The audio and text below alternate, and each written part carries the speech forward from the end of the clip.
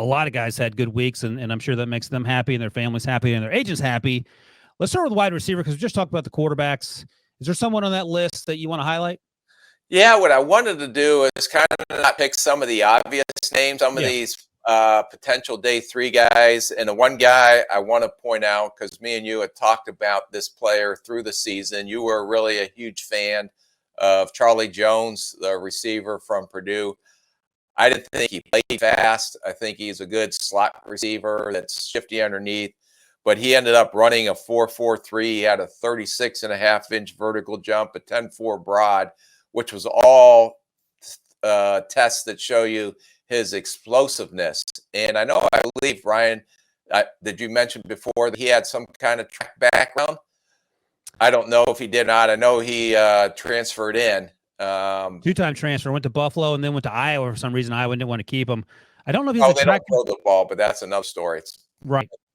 I don't know if he has a track background. That's the tight end we'll talk about in a second for sure. But the funny thing is, I'll mention this, Rick. You gave me your scouting report that you clearly didn't believe. You've been talking to folks before the combine, the Senior Bowl, excuse me, and you said he's going to run. He may run in the 4.3s and he could go on Friday. And you didn't believe that at the time. Is that right?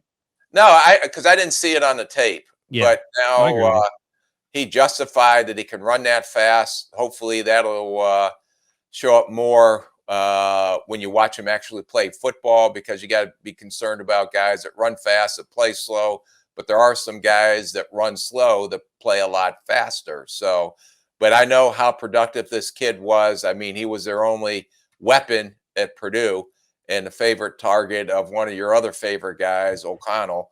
So I know you must have some ties at Purdue for some reason. But I was impressed watching him run routes.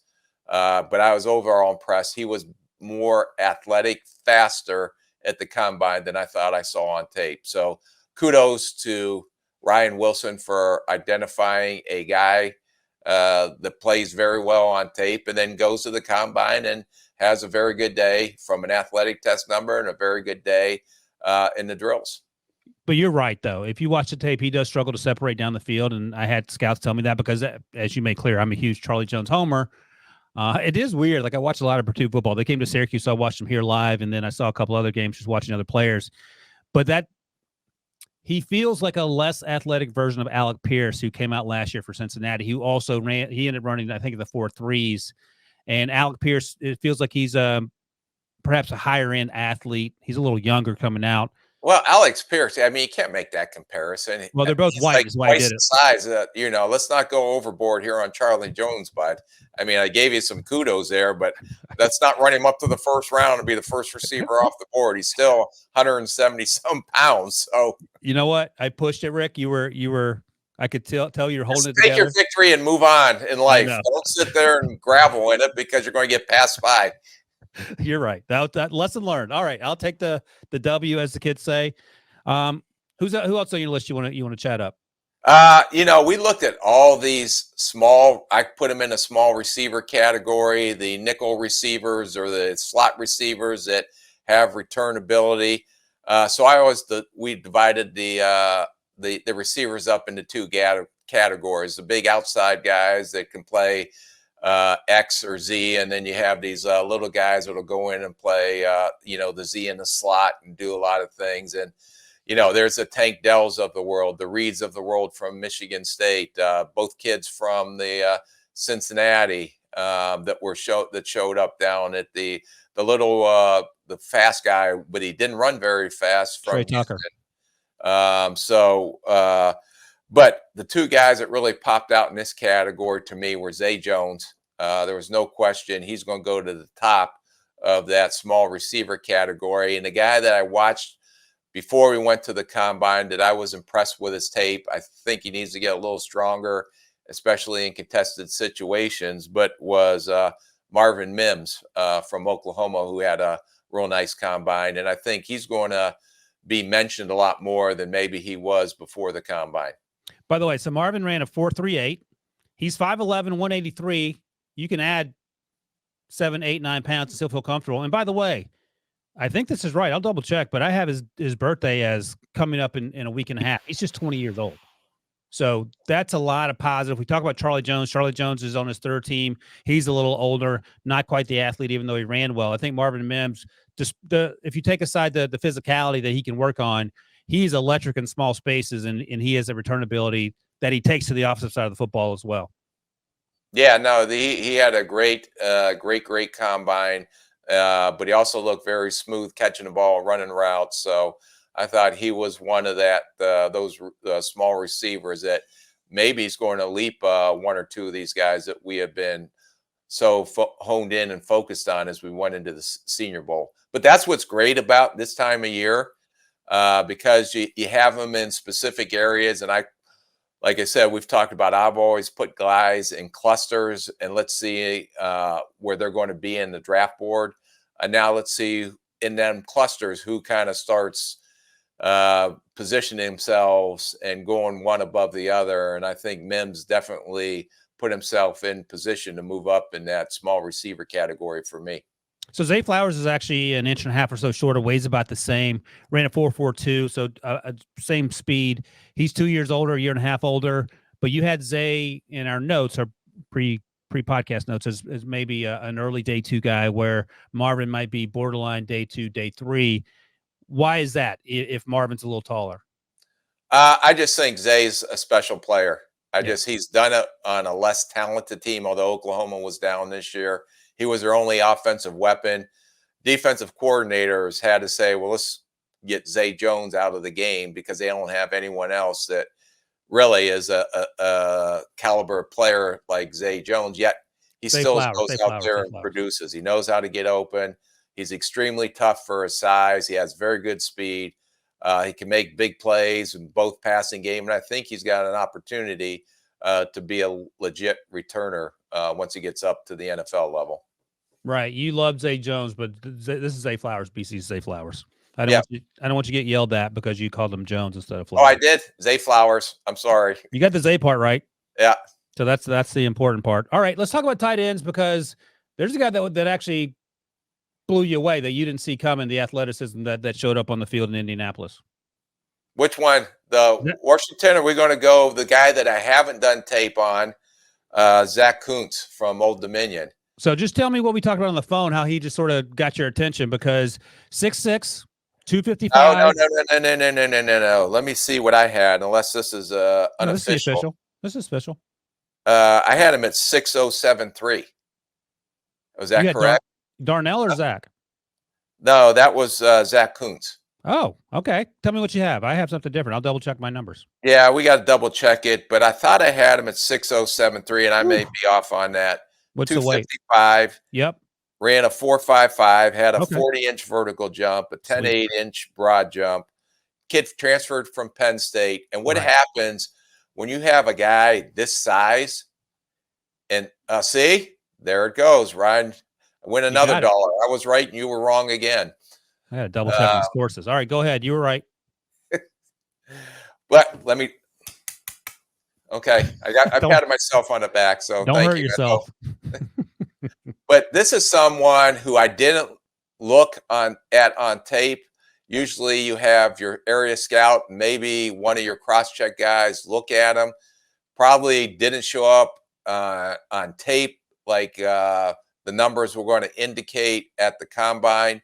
But when I get these type of numbers as a general manager, you want to make sure then to cover this kid, because he has some unique athletic traits, and at that height and to be that type of athlete, you're going to go back and do a lot of the tape work. So you're going to go back and watch. From a general manager standpoint, I would probably want to make sure I watch a game or two just to see what type of game this kid has.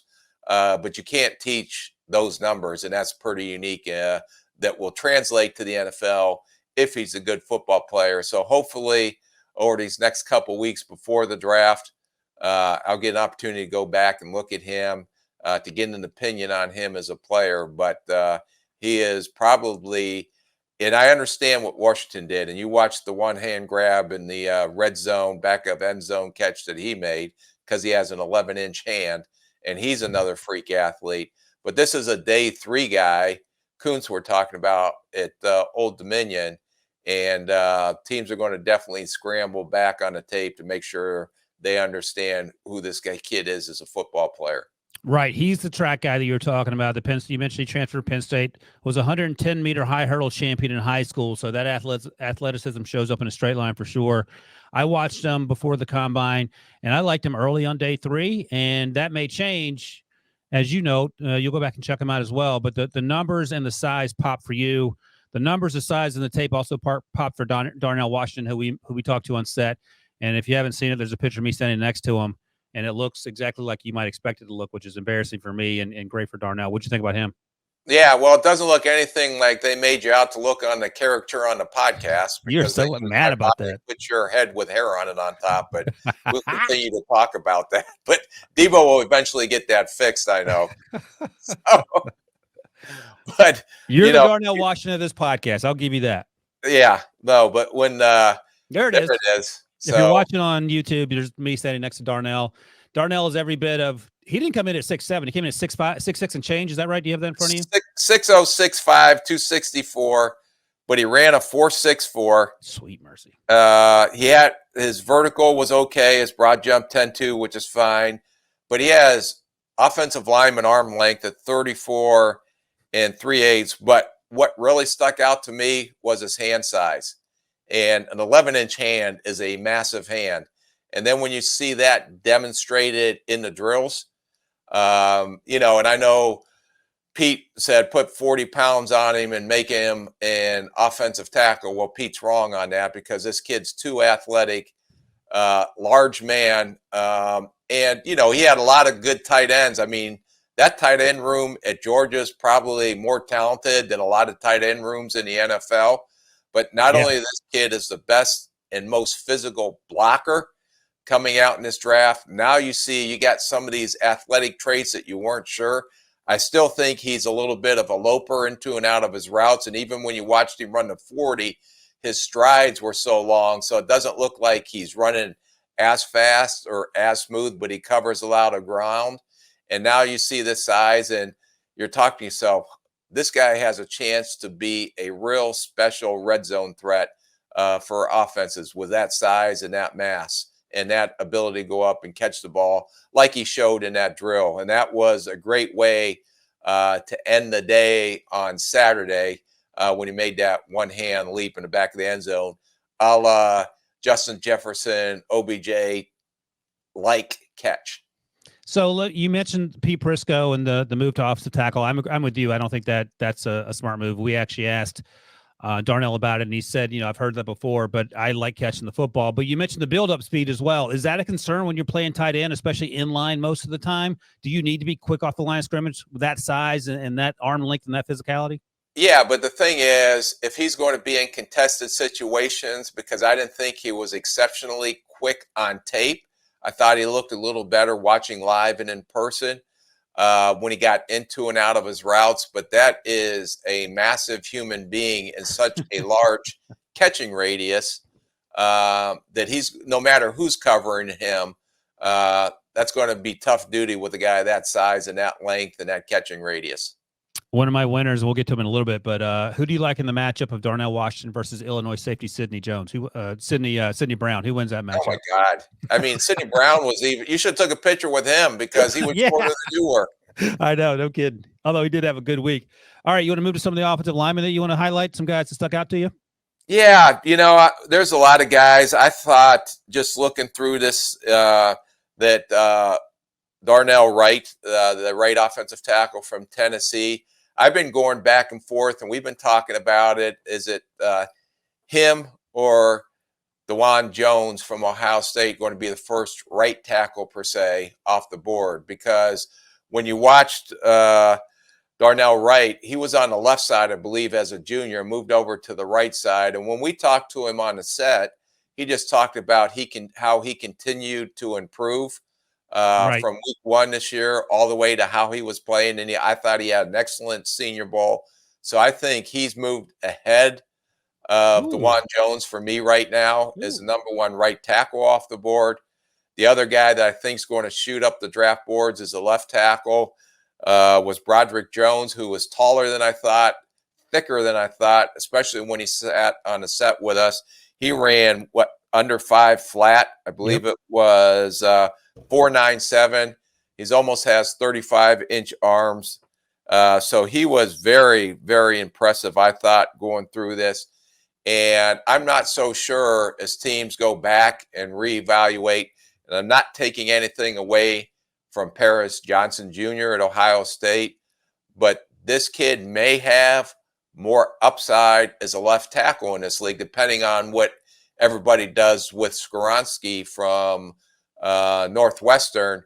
But Broderick Jones is going to come in the conversation in a lot of these draft rooms, should he be the number 1 left tackle because of the upside and because of the athletic numbers that he just put up. Yeah, Skoronski ended up having the shortest arm among the offensive linemen, offensive tackles, I should say, 32 and change, sub 33. I thought they were longer than I was fearful they might be shorter than that. So that's good. There are teams that like him at guard. I got text before the combine. That's not going to change, but sometimes I think you overthink it. Let me ask you that, because I've asked scouts that before. How often do you guys overthink things? And I've been told all the time. In retrospect, when you guys sort of self-scout, how often do you think you overthink things during the draft process? I think you start to overthink this during this time. Yeah. I mean, that's why we did a lot of our meetings in December, and we definitely do our draft board before we go to the combine, because this can skew the decision if someone goes out and blows out the combine. And you have to always remember what they do on tape and what type of football player are. Right. Now, though, you'll get the results of all the psychological testing, the medical. So you're going to get all of these other areas that you use to try to make the best decision, and that'll help kind of like stack one guy above the other here or there. But you always got to remember, what you see is what you are on tape. And to be honest with you, when we go through this process, we beat the heck out of these kids. It's not almost over. It's like, well, by the time we were done our meetings, I was like, can anyone play? We have to draft someone. Right. And then you keep adding and layering through March and April. You bring your coaches in on their opinions on these guys. Still beat them up a little bit, but then it's amazing when it comes to draft night that you love everybody on your board. And it becomes a Ryan Wilson-like love fest with every player, because I've never heard a guy mention 230 names that are going to go in the top 50. I did learn that going through this process with you this year, and thank you for that. My new thing, Debo, is to say with the 256 pick in the first round, Ryan Wilson selects, because I love all these guys. When did you meet him? Debo, can we just, now that I'm picking a scab a little bit, boy. Not only are the 250-some players in the top 50 in Ryan's opinion, but they're also fine young men. Fine young men. Yeah. Debo has a tracker. I noticed on the rundown that he keeps a young man tracker for how many times I say it over the course of a show. So I'm going to ask you one more question, and then we got to get through the defensive side. We'll do it like in 4.5 minutes so we can take a break and get to the other picks. So we'll push it on a little bit. But let me ask you this as a follow-up to your previous point. Would things be easier if the draft were held 2 weeks after the Super Bowl? No. Because it's impossible to get all this information, especially the medical. And I know that's been, bannered about, but then you're going back to the 1950s, in my opinion. There's just too much information available. And I always thought that the more information we can get, whether it was everything, like I said, from the testing to the medical to the GPS tracking. I mean, half of that didn't exist 10 years ago when we were doing this. But I think the more information you can gather, and I was an information overload guy, it just gives you an opportunity to hopefully make better decisions.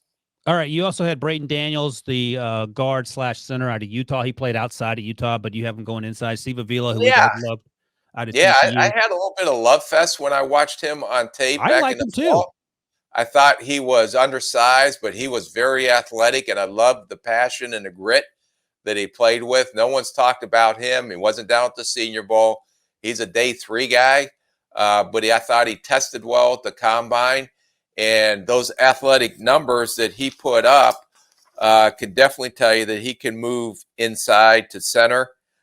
He could also potentially play some guard, but he ran, at 33-inch arms. He ran a 4.99. He was under 300 pounds, which is a little light, but those athletic numbers translate to what you've seen on tape. And you can't teach that kid's toughness and grit that he plays with. So I think this kid's a little bit of a sleeper in this draft. We didn't even mention him as a good football player, but I would put him in that category. But he's not going to be a left tackle. Someone's going to slide him inside to be a guard or a center. I'm with you. I liked him in the fall, and I was hesitant to bring him up because I wasn't sure if I was seeing the same thing as everyone else, but we're on the same page. You just got to have conviction. Just get up there and say it. Just, I know everybody gets on you about loving 250 guys, but love them up. If you like it's funny. Guy, the players I don't like are typically the ones that Prisco does like, so that's where you can find our differences. All right, so we got about 30 seconds per name. I'll let you pick the guy you want to talk about in the specific position group, so we can get to break here because I got other obligations. I got to do CBS Sports HQ. This is my Super Bowl this time of year, Rick. So running back, you got Bijan and you got Bijan Robinson out of Texas, of course, and Jahmyr Gibbs out of Alabama. Which guy you want to highlight? Yeah, both of them did phenomenal. I think they're running back 1 and 2. I think Gibbs put a stamp on it when he was close to 200 pounds. Yeah. And the way he caught the ball in the workout, and Robinson just proved why he's not only the best running back in this class with all the testing he did, and I commend him for going out there and doing everything because he wanted to prove a point. But he is not only the best running back in this class, he's probably a top 10 prospect. Yep. When you just put on tape and try to compare him to every other player at their position. But it'll be interesting to see how the running back, like his caliber, how far they fall in the draft, not because of the player, but because of the position. By the way, shout out to Rick Spielman, because the typical comp for Jahmyr Gibbs had been Alvin Kamara or Dalvin Cook.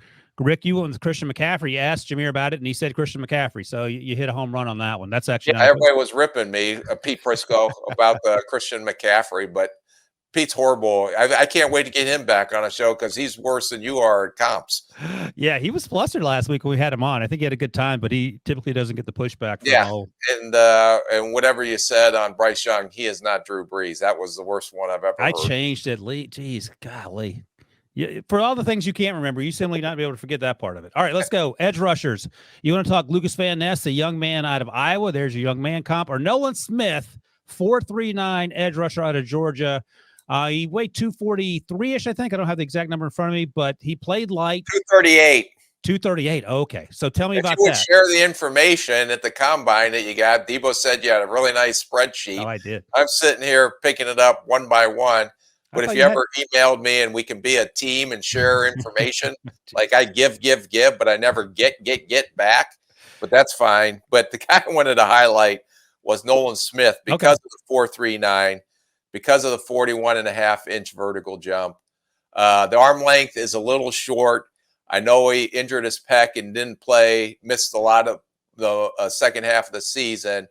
But when you see this guy move in his athletic test numbers, he's more to me than just an edge rusher. And I'm not so sure when you go down to these pro days, how many linebacker coaches are going to flock down there to try to work him out as a stack linebacker and see if he can play behind the line of scrimmage. Does that still make him a first-round pick, or does that ding him in a sense? No, God, no. The guy is a good football player. I think that's the object of the draft, is to try to draft good football players as best you can. You're asking him to move a position he hasn't played. That's my point. But that's what they will do. I mean, they will go work him out, and maybe first, second down, maybe he can play some Sam or Will for you.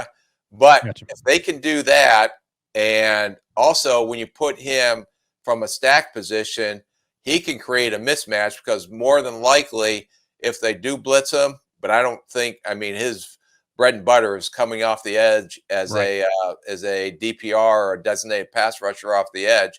But if they do blitz him from a stack position, he's going to create a huge mismatch no matter what running back he goes against, because more than likely the running backs are going to have to pick up the linebackers when they blitz.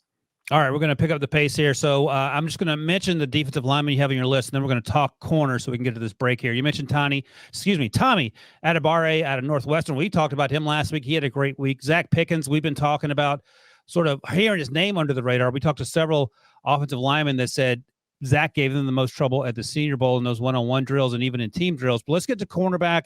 Christian Gonzalez out of Oregon, great job. Darius Rush, one of our new favorite players since January out of South Carolina, also had a great week as well. You want to highlight one of those guys?